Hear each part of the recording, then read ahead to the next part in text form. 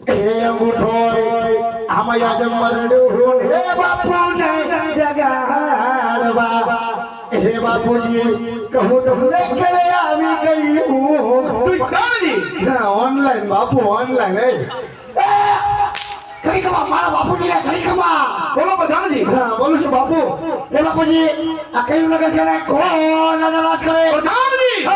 રાજ નગરી હોય રાજા બુઢિયાર રાજ કરતા હોય તમારા બાપુનો આ તો ખબર નથી એટલે પૂછો આવ્યો સમજી ગયો હા સમજી ગયો હા